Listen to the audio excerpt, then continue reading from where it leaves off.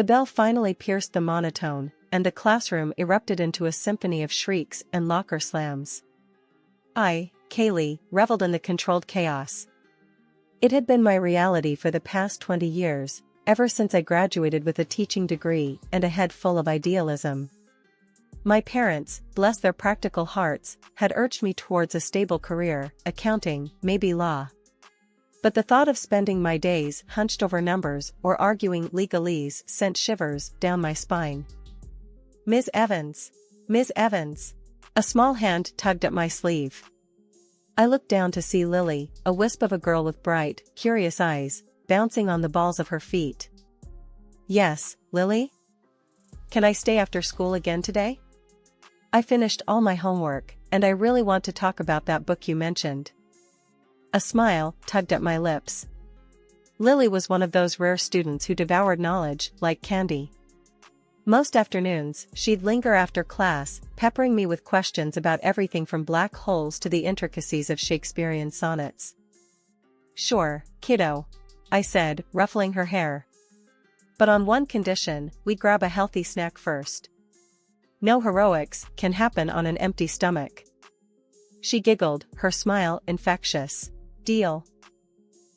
The school day ended with a chorus of goodbyes, and Lily bounced towards the front door, searching for her usual ride. Today, however, wasn't her mom waiting, but a man I hadn't seen before. Tall and broad-shouldered, he had a warm smile that crinkled the corners of his eyes. "Hey, Lily," he boomed, crouching down to her level. "You ready to ditch this place?" Lily squealed with delight and launched herself into his arms. "Uncle Mark. This is Ms. Evans, my favorite teacher." Mark extended a hand towards me. "Mark Miller, nice to meet you. Lily talks about you all the time." His handshake was firm, his eyes holding mine for a beat longer than necessary. A blush crept up my neck, and I mumbled a greeting. "So, Ms. Evans," Mark continued, a playful glint in his eye. "You must be some kind of superhero to keep this little tornado focused all day." Lily giggled, and I found myself smiling back. "She's a bright one, that's for sure. A pleasure to have in class." Over the next few weeks, Mark became a regular fixture in the afternoon pickup routine. We'd chat briefly, the awkwardness slowly giving way to comfortable conversations. He was funny, intelligent, and talked about things beyond the usual kid-related topics. One afternoon, when Lily was engrossed in a book I'd loaned her, Mark lingered after the bell. "Listen, Ms. Evans." He started hesitantly. "I know this might seem crazy, but would you maybe like to grab coffee sometime? Not with Lily, of course. Just us." My heart skipped a beat. Sure," I stammered, surprised by how quickly the answer tumbled out. That coffee turned into dinner, then drinks, then stolen moments whenever our schedules allowed. We were falling fast, caught in a whirlwind of stolen glances and late-night texts. A year later, Mark slid a diamond ring onto my finger, his eyes mirroring the joy in mine. We married in a small ceremony, surrounded by close friends and family. My parents, initially hesitant about the whirlwind romance, were won over by Mark's easy charm. Life seemed perfect. I gained a loving husband, a kind and supportive mother-in-law, and a rambunctious niece, Lily, who spent most weekends at our place. Lily's mom, Mark's sister, Sarah, was another story entirely. With fiery red hair and a penchant for tight skirts, Sarah cut a figure of chaos. Most evenings, Mark would field frantic calls from her, usually ending with him rolling his eyes and muttering about another man crisis. Sarah, in turn, barely tolerated me. Every visit was punctuated by backhanded compliments about my boring life choices and envious jabs at our family. One night, after a particularly scathing remark about my old-fashioned values, I finally snapped. "Mark," I hissed after Sarah flounced out the door, "Lily needs more stability. Can't you see that woman wouldn't know responsibility if it bit her in the butt?"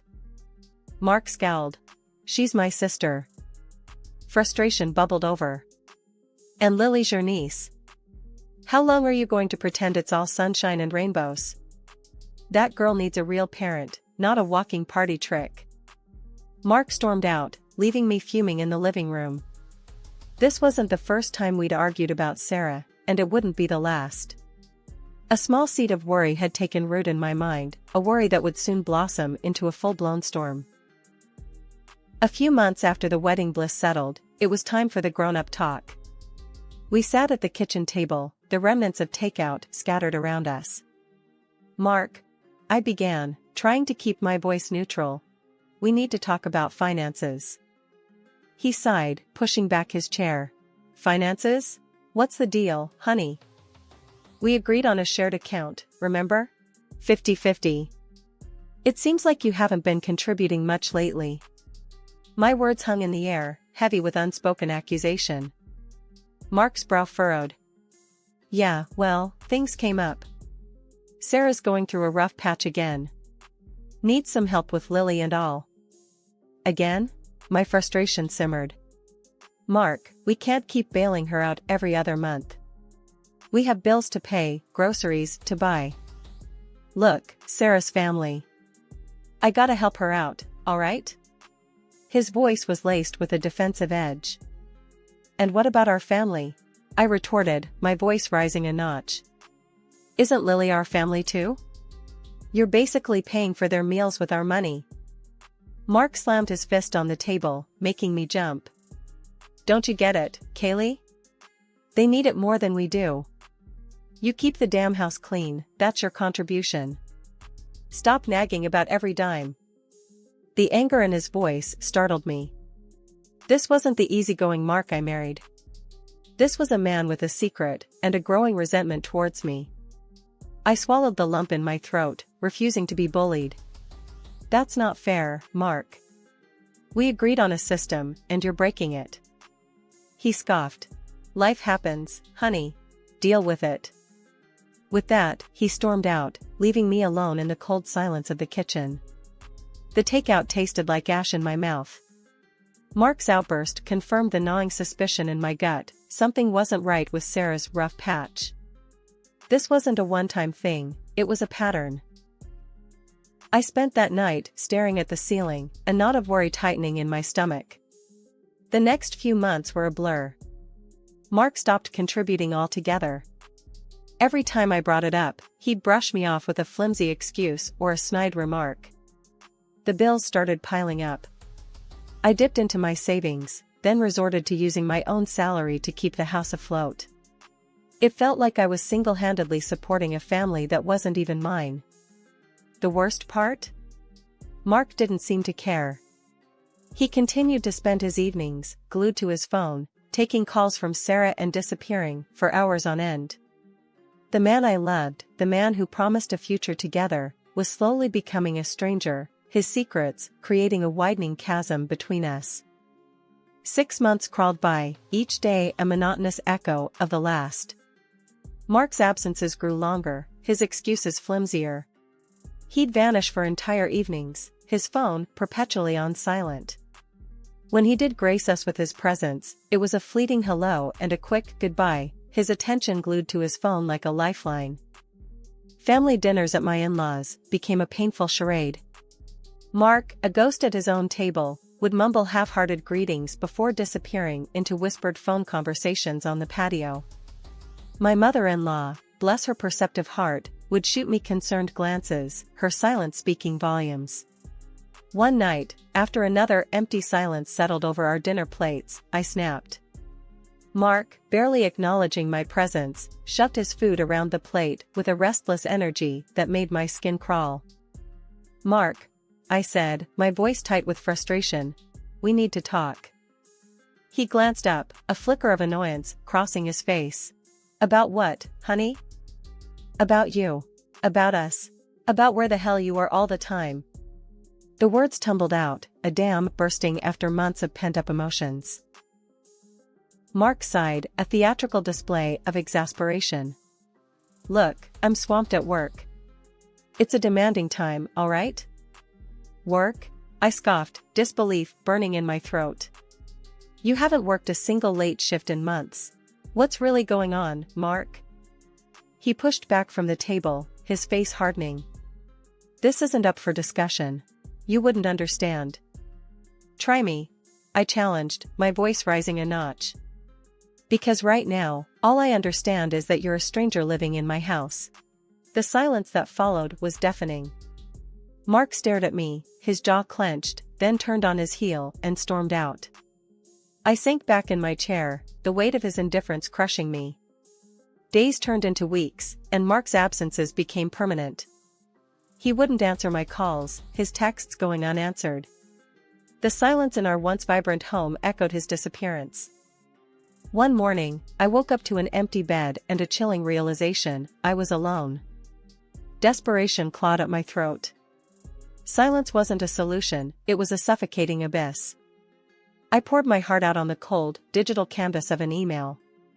Words of frustration, of loneliness, of the life we promised ourselves slowly dripping onto the screen.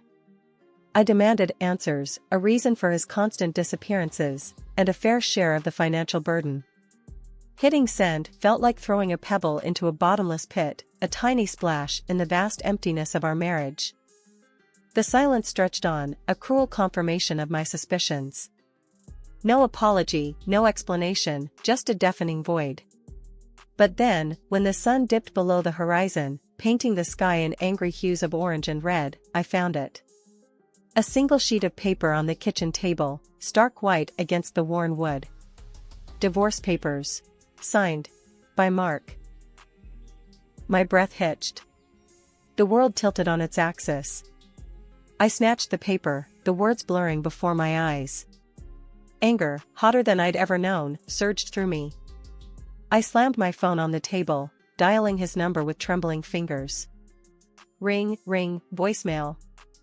I left a blistering message, demanding a damn explanation. But the only reply was the sterile voice of his automated system.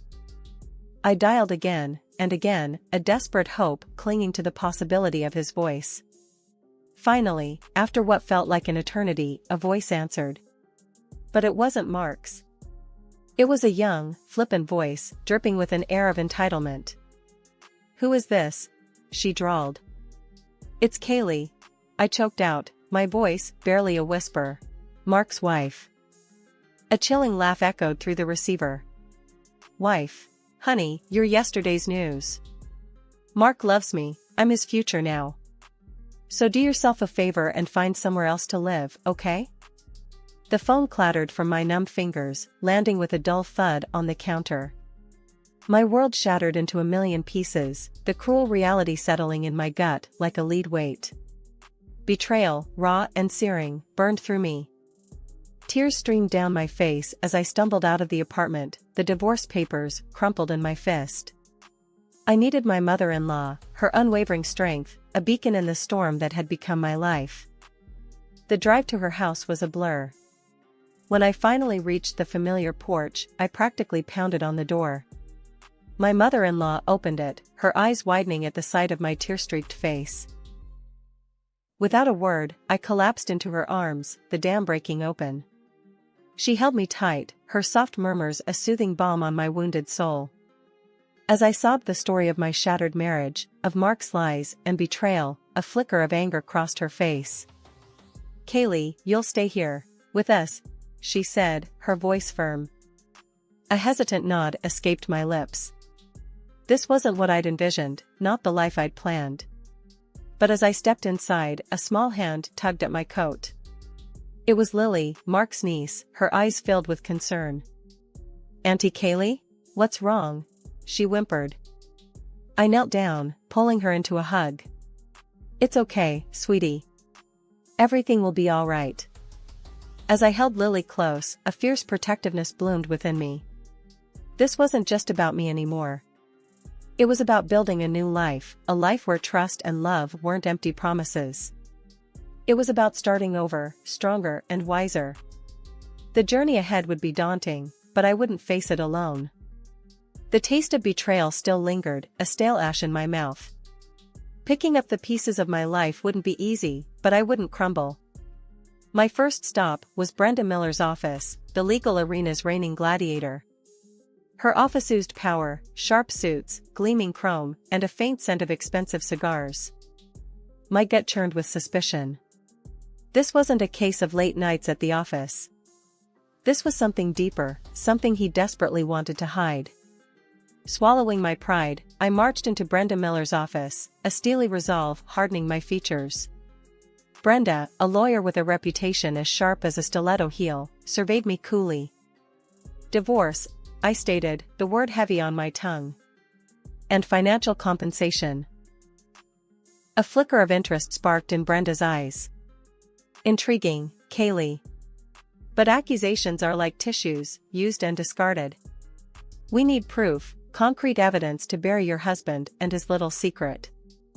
That evidence came in the gruff form of Rex Matheson, a private investigator with a nose for trouble and a face like a well-worn map. A hefty wad of cash later, Rex was on the case. Days bled into weeks, the silence in the apartment punctuated only by the tick-tock of the clock. Then, one rainy evening, Rex materialized on my doorstep, a manila folder clutched in his hand like a shield. This, he rasped, his voice sandpaper on concrete, might be what you're looking for. My heart hammered a frantic rhythm against my ribs as I flipped through the contents, transcripts, and audio recordings. Each word that spilled from the speakers was a fresh shard of betrayal. Sarah, my supposed sister-in-law, and her friends' voices filled the room, a sickening symphony of deceit. He's got a sweet job, Sarah, the friend's voice dripped with envy. He practically prints money. Exactly, Sarah cackled, the sound devoid of any warmth. That damn apartment, it should be mine. As soon as you marry Mark, we can convince him to sell it. Maybe I'll try to convince him of Lily's illness and her expensive treatment. We'll split the profits, just like we planned. My blood ran cold. Sarah, the leech, had been using Mark all along, and her friend, my husband's lover, played along with her in everything. Our comfortable apartment wasn't a home for her brother, it was a golden ticket to a life of luxury. Mark, the gullible fool, was nothing but a pawn in her twisted game. Armed with this explosive evidence, I returned to Brenda's office, a cold fury simmering beneath the surface. Brenda listened intently, a dangerous glint in her eyes as the recordings played. Bingo, Kaylee, she said, a slow smile spreading across her face. This is gold. Time to make those cheaters pay dearly. But my stomach churned with a bitter cocktail of anger and a strange, unexpected worry. Mark may have been a gullible fool, but Lily, his innocent niece, was caught in the crossfire of his sister's greed. I couldn't let her become another casualty in this mess. Instead of confronting Mark or Sarah directly, I decided to play a different game. I called my mother-in-law, my voice tight with urgency. Something big needs to happen, Rita, I said. I need everyone at the house, now.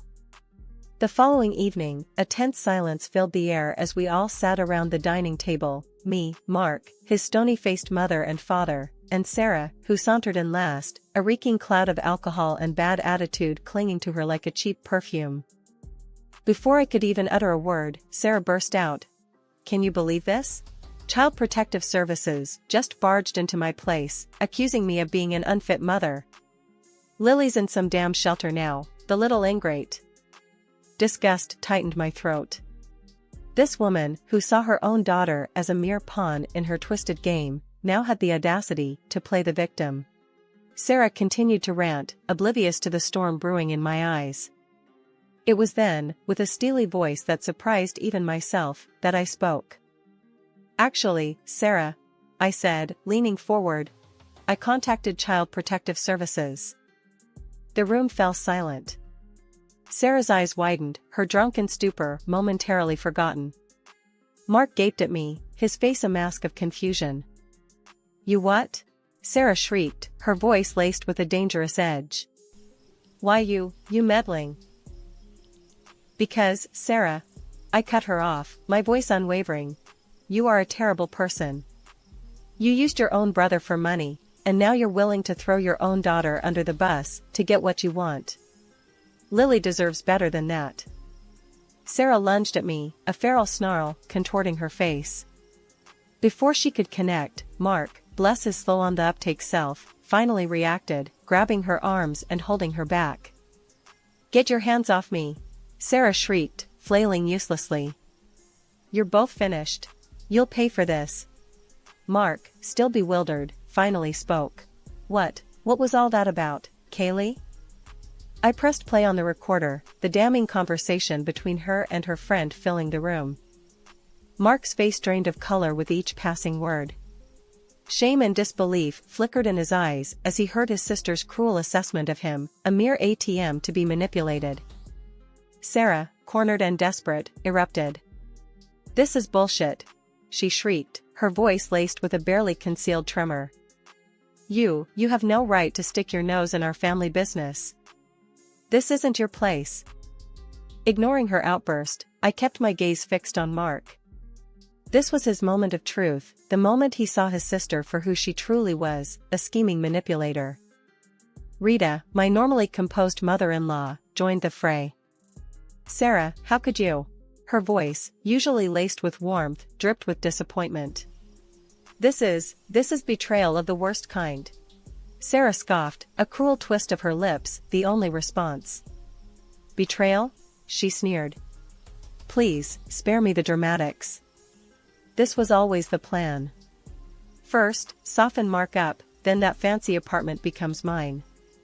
And after that, she continued, her voice dripping with malice, it's your turn, old folks.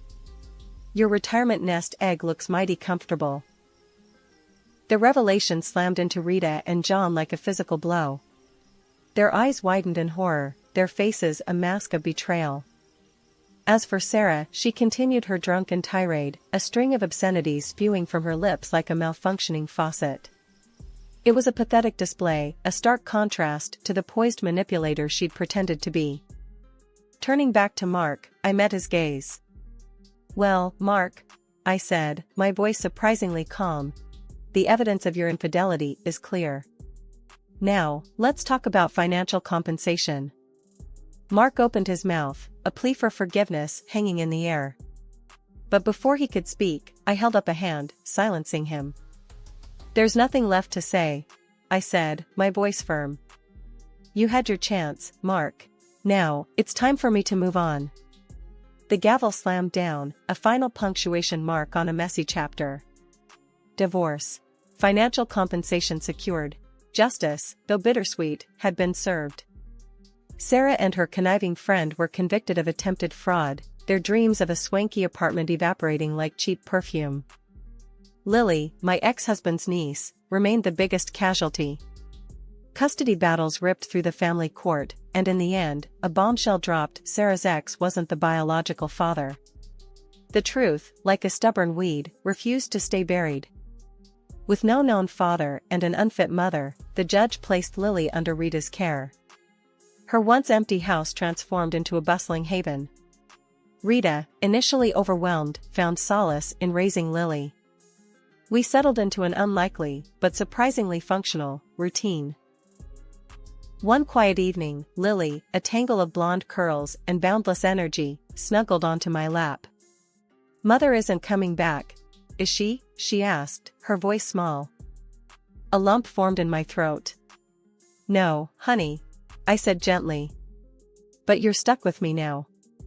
A smile, as bright as a sunflower, bloomed on her face. Good, she declared, wrapping her arms around me. I love you more than glitter and ice cream combined. But the following events threw me into shock. It happened on an ordinary Friday evening. Rita and John, my ex-in-laws, sat across from me, their faces etched with a mixture of sadness and resolve. We changed the will, John stated bluntly, his voice gruff.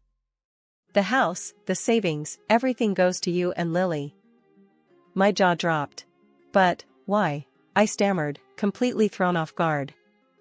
Rita reached out and squeezed my hand, her eyes filled with a complicated mix of emotions.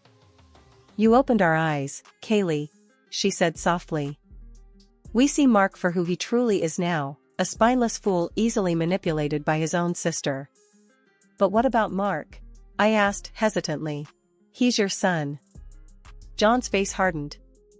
Blood doesn't mean everything, Sarah.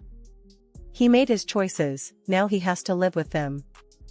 Rita chimed in, her voice firm. You and Lily, you're the family we have left. You've been there for us, for Lily, and that's worth more than any blood tie." Life continued its steady march forward. The house, once echoing with emptiness, was now filled with Lily's infectious laughter and Rita's gentle guidance. We were an unlikely family, a hodgepodge of heartbreak and resilience, but it worked.